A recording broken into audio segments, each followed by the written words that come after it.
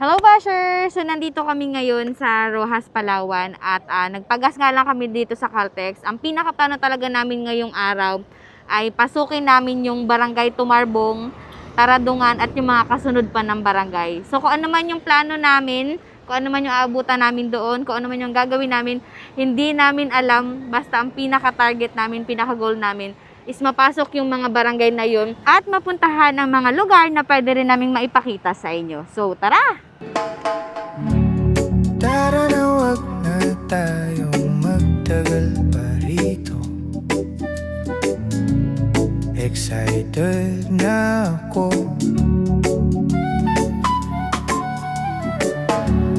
Paandarin mo na ang lumang sasakyan mo. Takasan mo na natin ang mundong magulo. So guys, nakisilong muna kami dito. Susot muna kami ng raincoat namin kasi salubong namin yung ulan. Para sa dalampasigan, doon tayo huminga. So guys, okay na kami. Tara, biyahe na tayo ulit. Lumangoy sa malinaw na tubig ng payapa. Bitawan mo ang pagod, magtampisaw na parang bata. Pakinggan ang alon, sulitin ang oras na malaya. Welcome to Barangay San Isidro, Roxas, Palawan. So, pasok tayo dito guys. Tingnan natin ang San Isidro kasi ay yung tawag nito. Buti-buti capital ng Roxas. Tanong tayo. Magandang araw po. Tanong lang po, saan po yung barangay hall ng San Isidro? Sa unahan pa po. Sige po, salamat po. So, pasok lang tayo. Dahil tayo sa barangay hall ng San Isidro. Tingnan natin kung magkaroon tayo ng chance na makakita ng mga gumagawa ng buti-buti dito sa lugar. Papasok dito sa barangay hall ng San Isidro ay ganito yung daanan namin. Yan. Oho.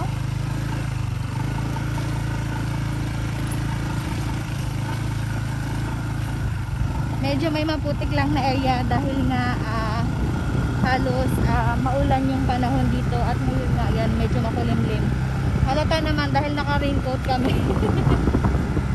Nag-raincoat na agad kami kanina, so paputol-putol yung ulan kaya hindi na namin hinubad. So ayan, tuloy tayo dito. Talagang looban pa yung barangay hall ng San Isidro dito sa Roxas, Palawan. Pagsapit ng hapon, unti-unting lumalami. Sindihan ng bonfire, simulan ng tagay sa gabi. So guys, dito na kami sa may barangay hall na Barangay San Isidro. Ayan. Papasok na si Basya doon guys para magtanong sa pakay namin. Umaambon na rin dito.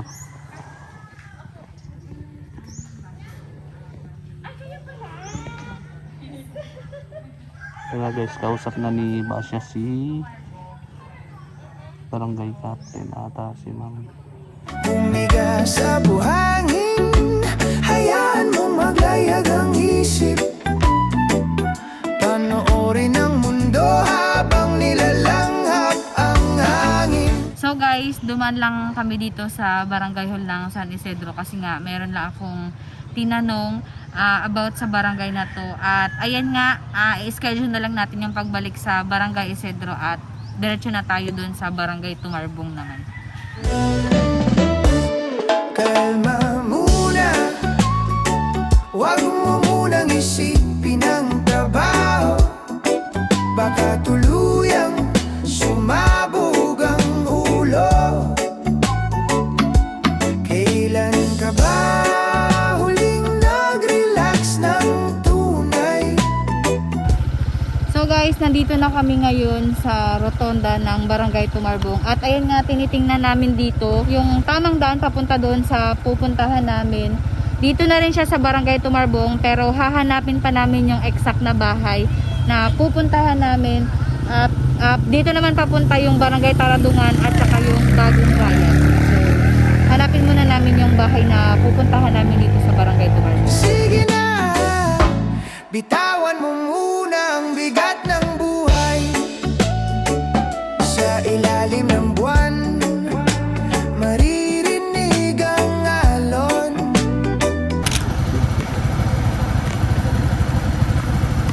Hi, ma'am! Hapon po. Ano po? Pwede po ipasok mo, ma'am. Pasok kasi lang dito. Dito lang sa taas, bye-bye. Thank you po. At ayun nga, pagkatapos ng halos isang oras din na biyahe namin mula doon sa bayan ng Rojas sa poblasyon, ay nandito na kami ngayon sa Barangay Tumarbong. At merong nagpatuloy dito sa atin, si Ma'am Lynn na nasa ibang bansa. At winelcome naman kami dito ni Ating Maylin. Ayan. At syempre, pinaghanda nila kami ng masarap na tanghalian. So ayan guys, tingnan nyo naman yung pagkain namin ngayon. Sakto at gutom na kami. Kain tayo!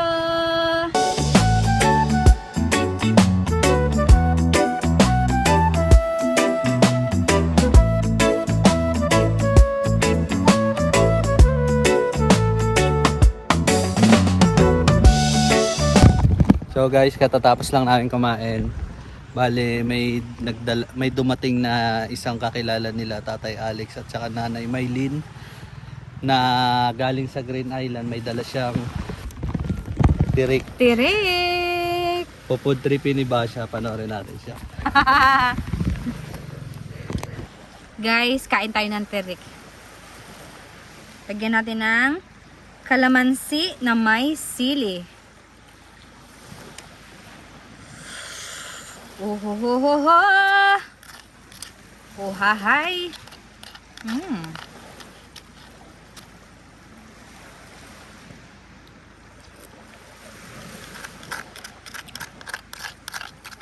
Sarap!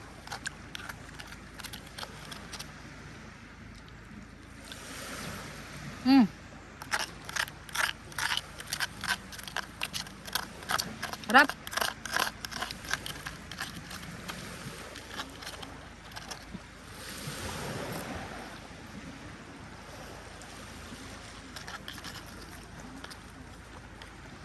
Siyempre, magutikim ako.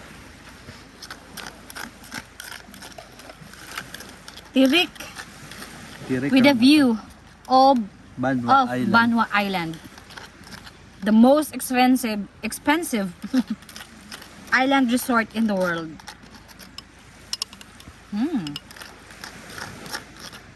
Grabe ang kayod ba? Malinamnam. Kamusta ang ano?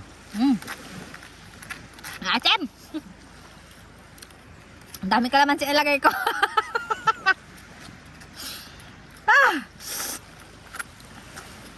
Yan, isa pa. Isa tayo.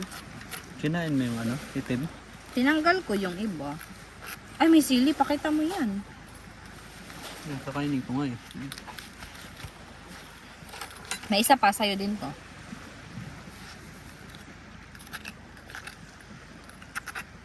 Kita ba to? Yes. Sili. Grabe, dalawa yung sili niya.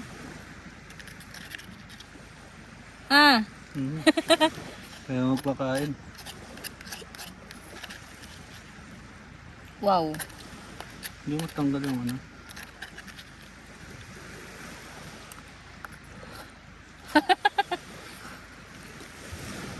Nakakatakam talaga siya pag pag yung nakakakita ka ng tao na kumakain. Parang napapalunok tuloy ako ulit.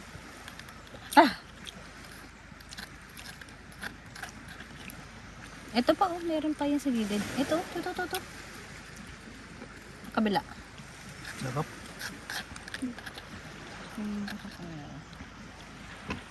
Ito pa. Ito, kabila mo kasi. Yan. May isa pa. Ayoko na. Ayaw mo na? Tag dalawa kami. Oh, sige. Sarap pa yun. Sana, ito, maliit lang. Malinamnam. So, sabi nila guys, kapag kumain daw ng tirik, kailangan mo nang buhusan ng hot water. Ito yung shell niya. Parang may dapat matay muna daw doon. Parang, ano ba sabi ni tatay kanina? Tapos, ano yun lang, kayurin lang ng kutsara. Ayan. Kasi daw, sabi rin ng iba, kapag, ako kasi naalala ko, dati, kumain ako nito. Yung ginanon ko, so, may possibility na, mamaga yung lips or mangati-ngati. So, yun. Kaya, mas safe yung ganito. Sarap. Sabor. Sabor ningan. Ako na. Pa may blood tayo. High blood ba yun? Ganda ng spot namin ngayon. Pangalawang beses na namin dito. I mean sa area na to, sa barangay na to. Pero, dito sa mismong pwesto namin, nasa likod namin yung Banwa Island Resort. First time namin dito. Last time nung pumunta kami, nung dumaan kami dito, walang sunset. Ngayon wala pa ring sunset. Pero thankful pa rin kasi hindi umulan. Ngayon, hindi umuulan. Cloudy lang, makulimlim lang Walang siya. sunset ngayon. Kaya nga eh. Ano? Tapos na ang kainan. Ikaw na bahala dyan sa video. Pansamantalang takasan ang realidad sa tabing dagat na para bang walang katapusan ng saya. Ang sarap mabuhay, ang sarap maging malaya. Dampi ng hangin, malamig pero banayad. Pinapawi ang pagod na sa dibdib nagpapabigat. Wala munang ingay, wala munang gulo. Tayo lang at ang dagat, sapat na para gumaan ang mundo. Kalma muna, huwag mo munang isipin ang trabaho. Baka tuluyang sumabog ang ulo. Kailan ka ba huling nag-relax ng tunay? Sige na, bitawan mo muna ang bigat ng buhay.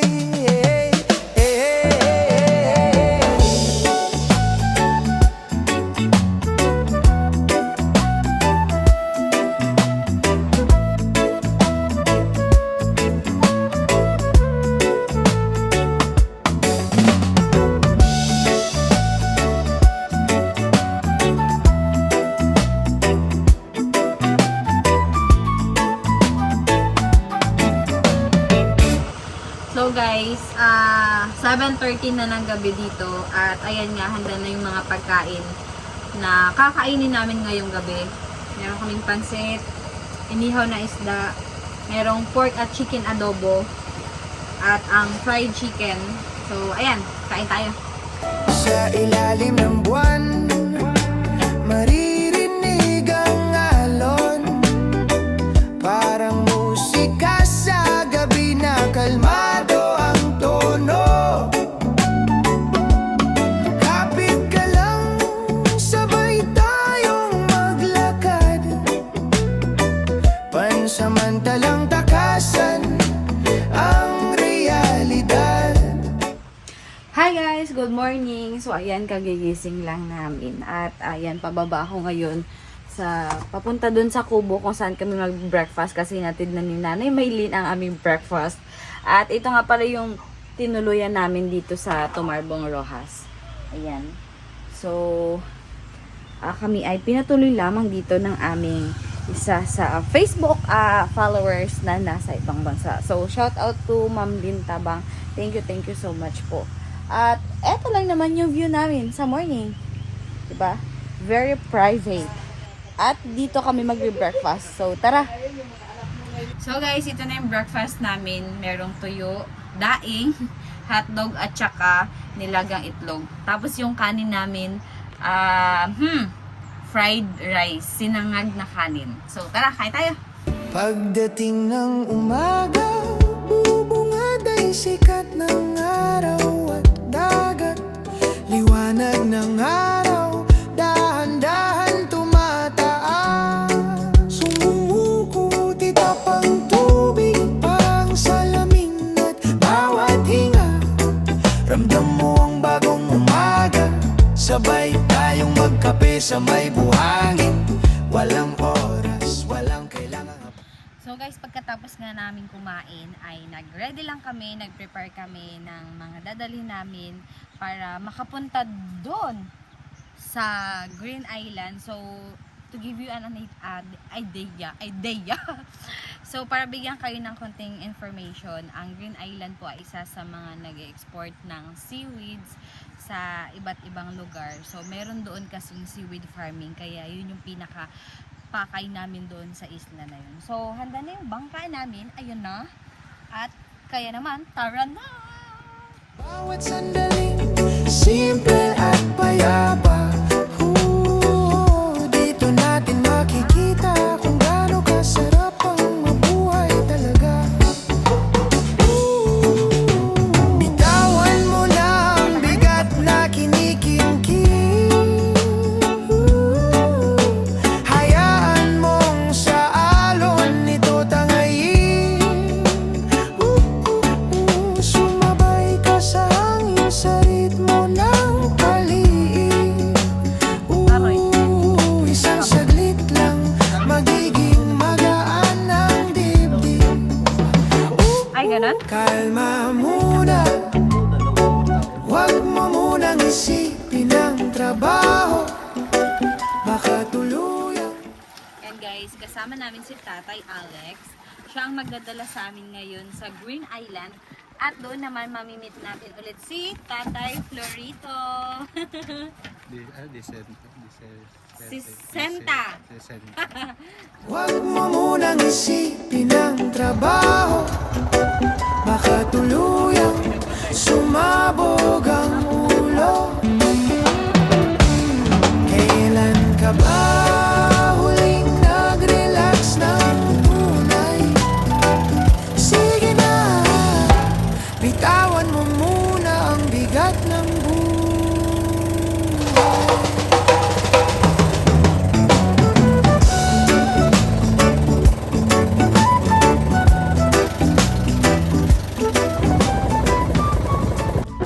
Pagkatapos nga ng halos na sa 50 minutes na travel natin galing doon sa mainland ng Barangay Tumarbong, ay nandito naman tayo ngayon sa Green Island, kung saan ito nga yung isa sa mga may seaweed farming dito sa bayan ng Rojas. So susubukan nating bumaba at puntahan natin, tingnan natin yung mga binibilad na doon na seaweed. At eto, meron dito si Nanay. Yan, meron siya ditong mga bagong harvest na seaweed. So tara, baba tayo. Ito yung seaweeds dito sa Green Island, dito sa Rojas, Palawan. Ang dami. Tingnan naman natin doon yung mga nakabilad na, kasi ito ano siya, bagong harvest.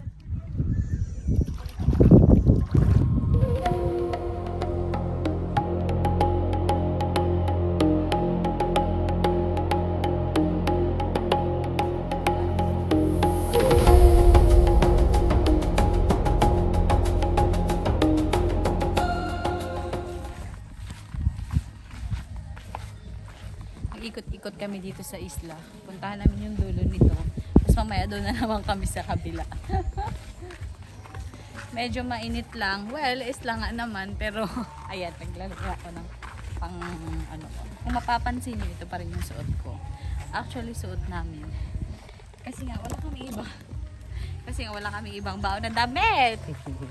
Isang bihisan lang. So, pagkatapos namin maligo mamaya, bago kami magbibihis. Tapos, balik. Dan lang po.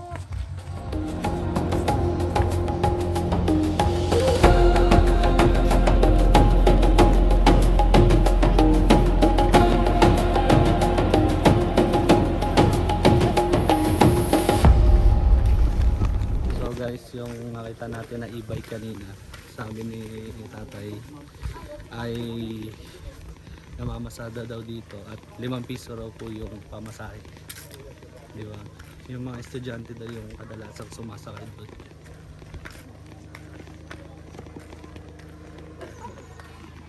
Ganito na yung kalsada nila, oh. Papakita ko sa inyo. Ayan lang, bali sa buong isla may 2 kalsada lang, sa kaliwa at sa kanan, gano'n. Kabilaan lang guys.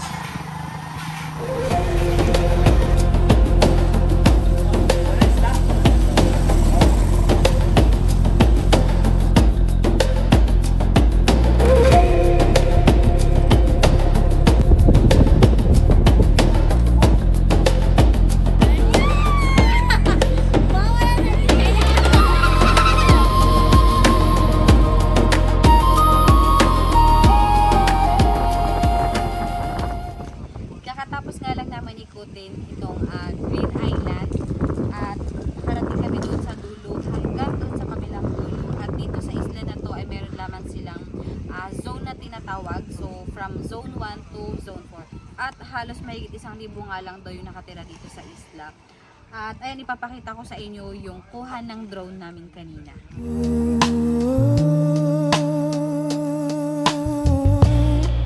Picture living without ownership. If you can imagine that, no hunger, want, or selfishness, just fellowship across the land. Picture all the people sharing everything they have. You may think it's dreaming, but I'm not the only one. I hope one day you'll join us and we'll live together as one.